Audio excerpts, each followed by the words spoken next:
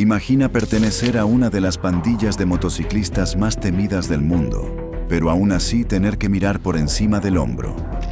A pesar de todos los tatuajes y la reputación brutal, los Hells Angels han enfrentado enemigos mucho más aterradores que los motociclistas rivales. Hoy, estamos viendo a las personas más peligrosas que se convirtieron en enemigos de los Hells Angels. Capítulo 1. Jay Bird. Dobbins. My name is Jay Dobbins. I'm a retired undercover federal agent, and I infiltrated the Hells Angels. No hay nada más peligroso para un club fuera de la ley que un traidor dentro.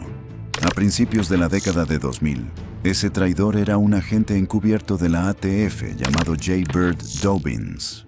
Su misión era infiltrarse en los Hells Angels durante la operación Black Biscuit y ganarse su confianza. Al principio, era solo un extraño observando desde el borde, pero cuanto más profundo iba, más lo presionaba el club. Querían pruebas de que era leal. Querían sangre.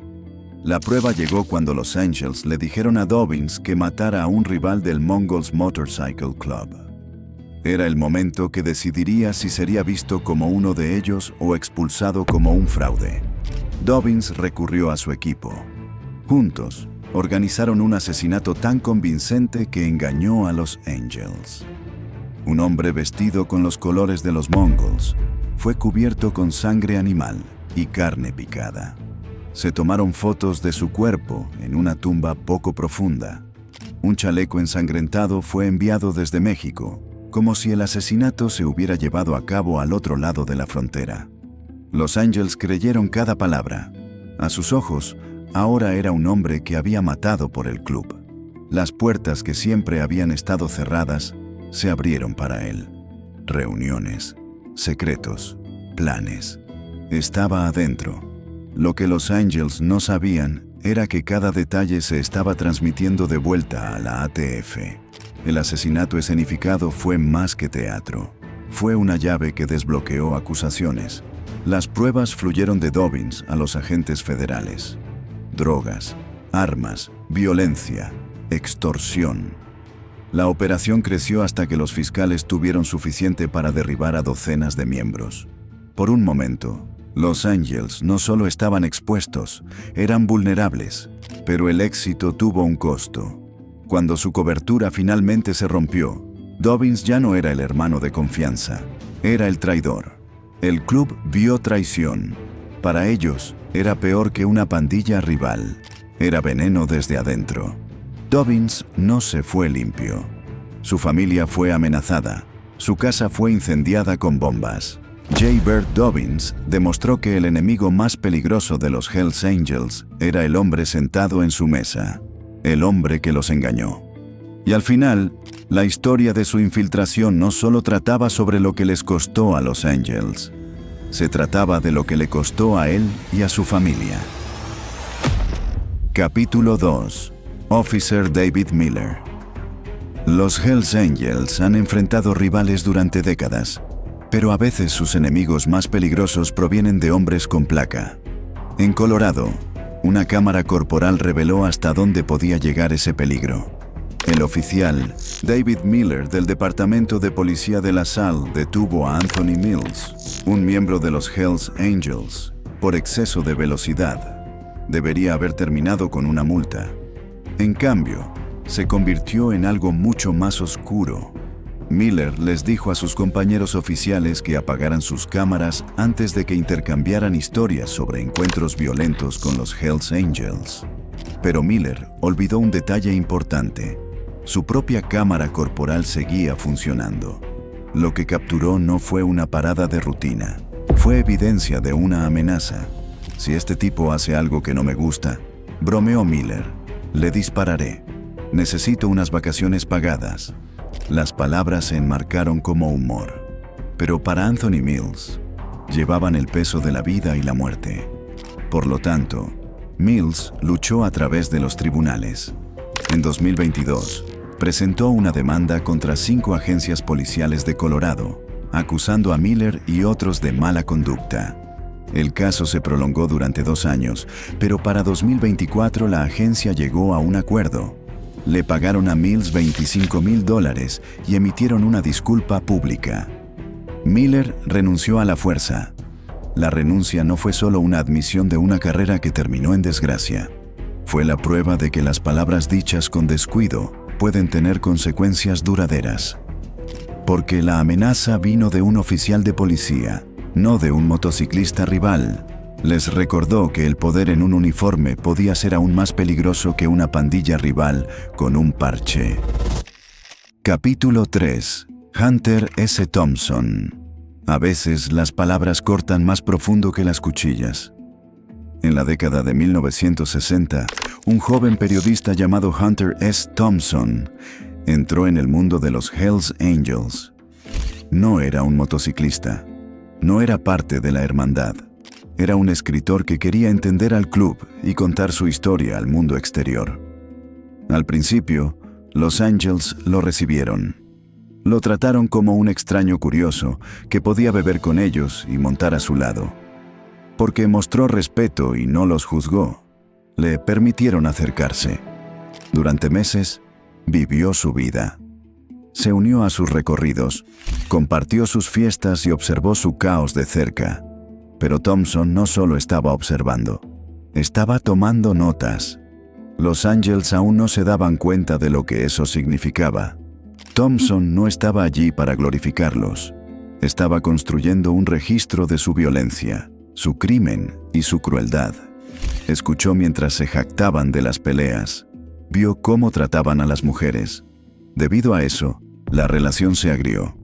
El punto de quiebre llegó después de meses de andar con ellos. Thompson se había vuelto demasiado honesto.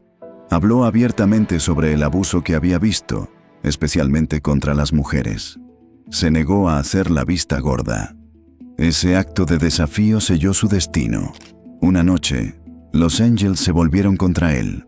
Fue golpeado casi hasta la muerte por los mismos hombres que una vez habían compartido comida y bebida con él.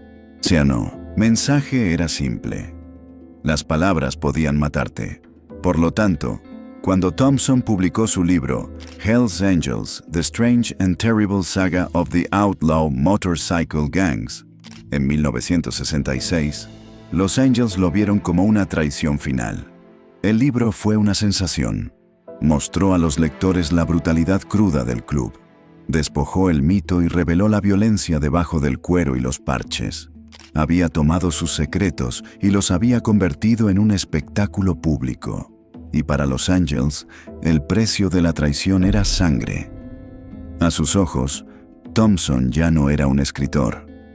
Era un traidor que había usado su confianza como un arma contra ellos.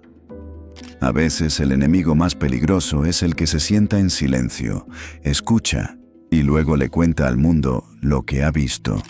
Su libro lo convirtió en una leyenda, pero también lo convirtió en un objetivo permanente de uno de los clubes fuera de la ley más temidos de América. Capítulo 4. Judge Samuel Conti. Si los Angels tuvieran un rey, sería Sonny Barger. Pero si Barger tenía un enemigo, era el juez Samuel Conti. En 1979 y 1980, Conti presidió un brutal juicio de extorsión dirigido a los Hells Angels. El caso duró 9 meses, y porque se negó a ceder bajo presión, los alguaciles federales tuvieron que protegerlo a él y a su familia de las amenazas. Conti no se contentó con ser solo el árbitro. Dictó sentencias que golpearon el corazón del club, desmantelando el poder de Barger en Oakland. Aunque el jurado inicialmente no llegó a un acuerdo en muchos cargos, Conti declaró un juicio nulo en agosto de 1980 y estableció una nueva fecha.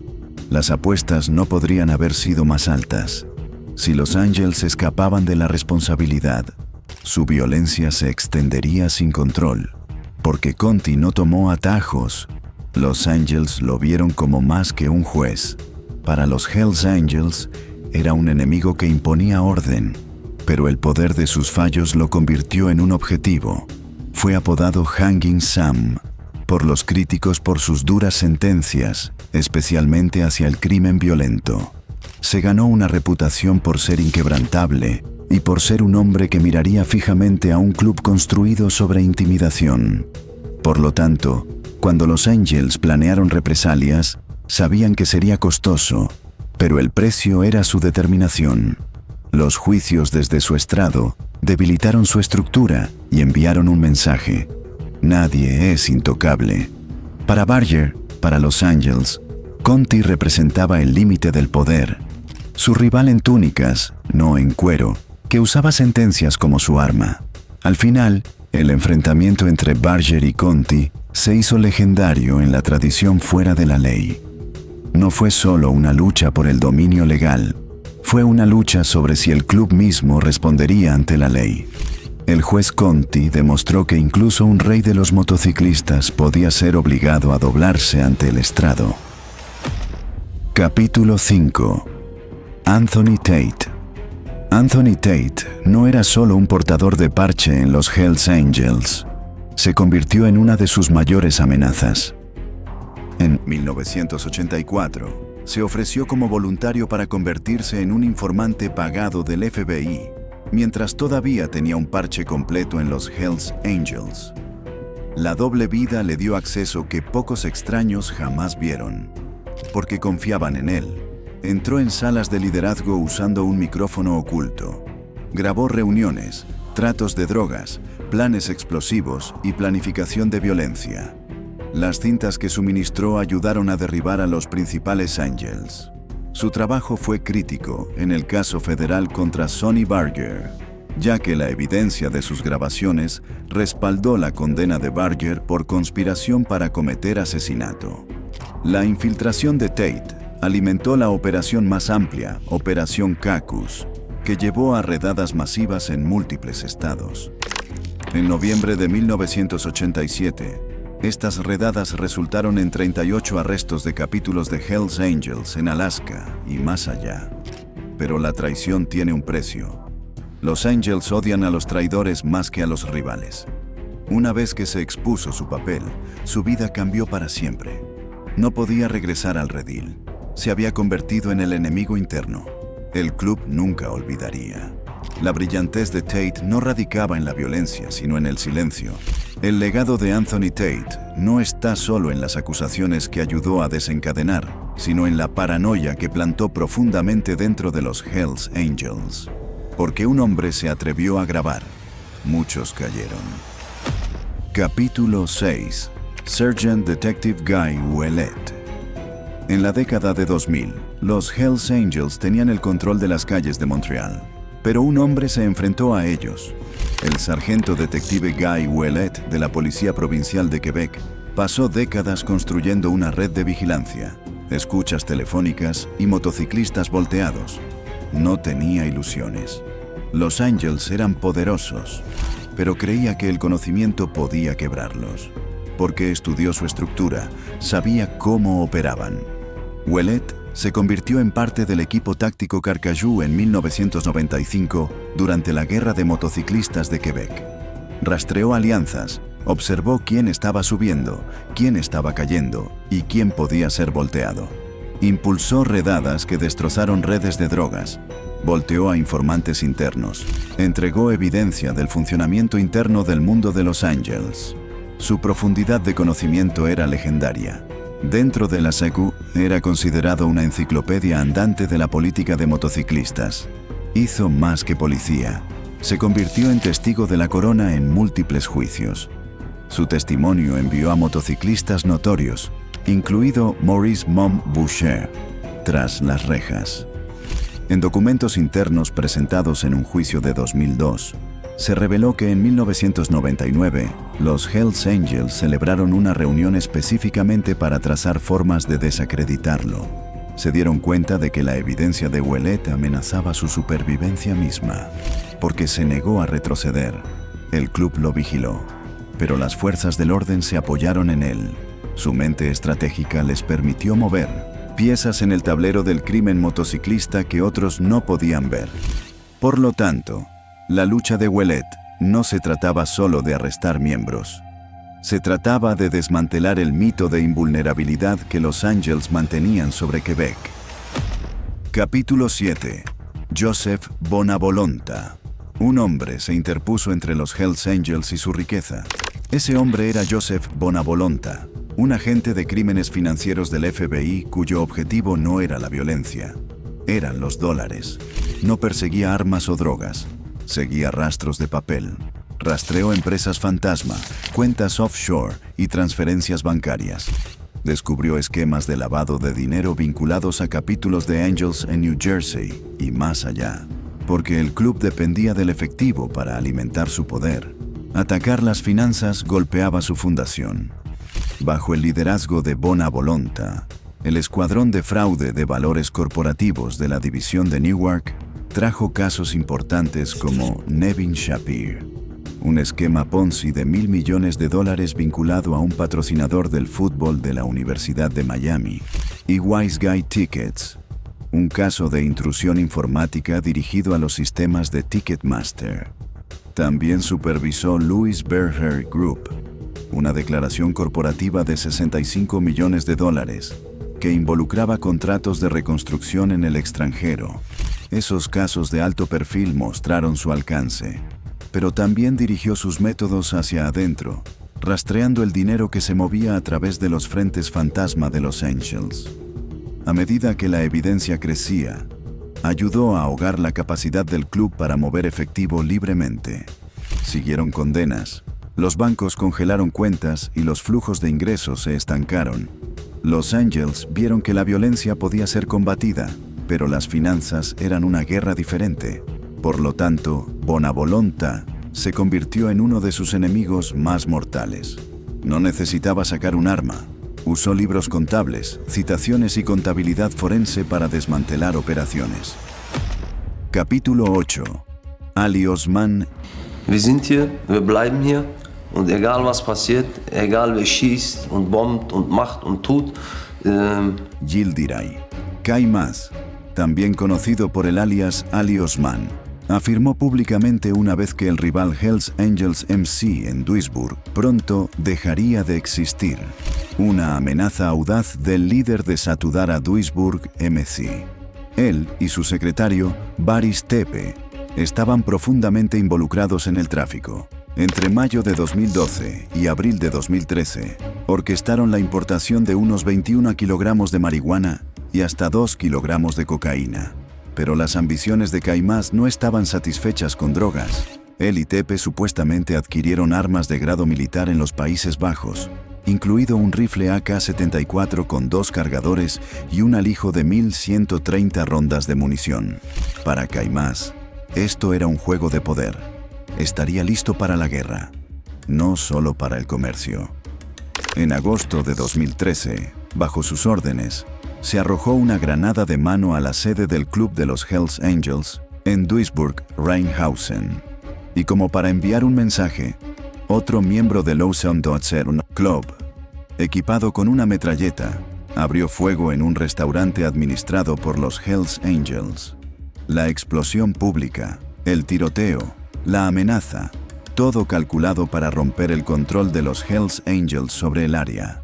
Porque Caimás combinó amenazas públicas descaradas con poder de fuego real. Las apuestas eran altas en ambos lados. Los Angels no podían parecer débiles, pero escalar a la guerra significaba que se perderían vidas, se probarían lealtades y las fuerzas del orden se acercarían más de cerca.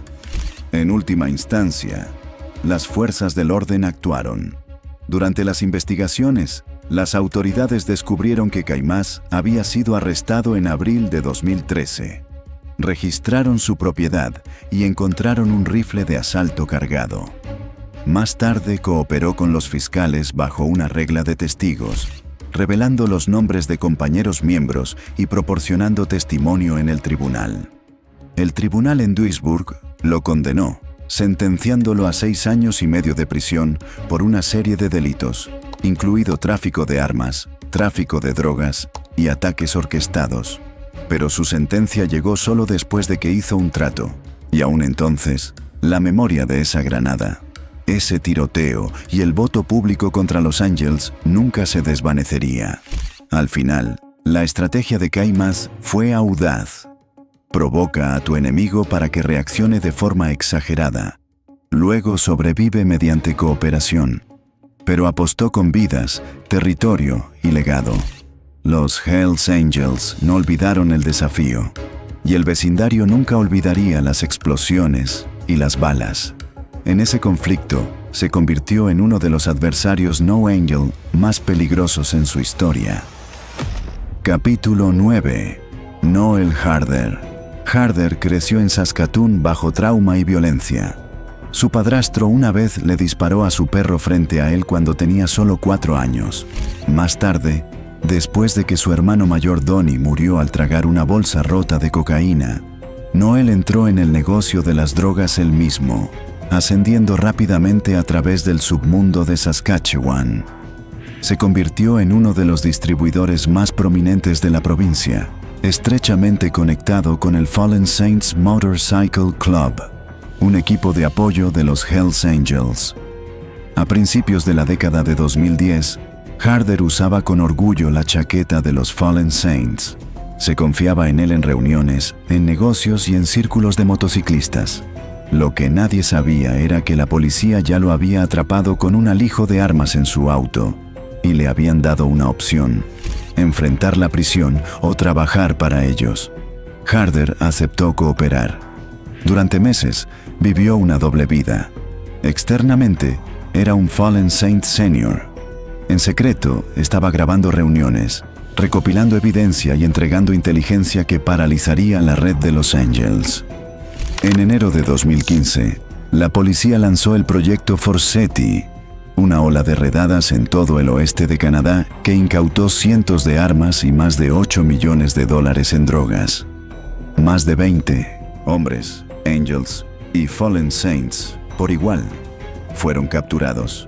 Harder fue el testigo clave. Su testimonio envió ondas de choque a través del mundo motociclista, pero traicionar a los Angels tuvo un precio. Se colocó una recompensa de $2 millones por su cabeza. Él y su familia fueron colocados en protección de testigos y reubicados a un lugar seguro fuera de Canadá. Sin embargo, los funcionarios luego lo expulsaron del programa, citando uso de drogas y reglas rotas. Harder dijo que la verdad era más simple: ya no era útil. Lo que siguió fue una espiral. Fue arrestado nuevamente en Saskatoon con un arma cargada en su auto, alegando que la necesitaba para protección. Pasó 743 días en confinamiento solitario esperando juicio, lo cual es la definición de tortura de las Naciones Unidas. Cuando finalmente fue liberado, su salud estaba destrozada. Admitió culpabilidad por cargos de armas, pero permaneció atormentado por las decisiones que había tomado. Noel Harder falleció a principios de 2025 a la edad de 43 años. En su funeral en Saskatoon, no hubo escolta policial, ni protección, ni guardia de honor. Y luego se convirtió en la figura central en el mayor operativo contra el crimen organizado en la historia de Saskatchewan. Para algunos, era un maestro manipulador y un narcisista. Para otros, era un hombre que le dio a la policía la ventana más clara a las operaciones de los Hells Angels que jamás habían visto. Para los Angels, era peor que cualquier parche rival. Era la prueba de que la traición desde dentro podía ser más peligrosa que cualquier enemigo externo. Estas son las personas que se enfrentaron al club más notorio del mundo. Algunos permanecieron en las sombras. Otros se aseguraron de que el mundo escuchara su desafío. Los Hells Angels descubrieron que el peligro no siempre viene rugiendo por la carretera. Puede sentarse en silencio a tu lado, esperando su momento. Y sin embargo, a través del mapa, otra hermandad estaba surgiendo, portando su propia marca de amenaza, una que la historia llegaría a temer igual.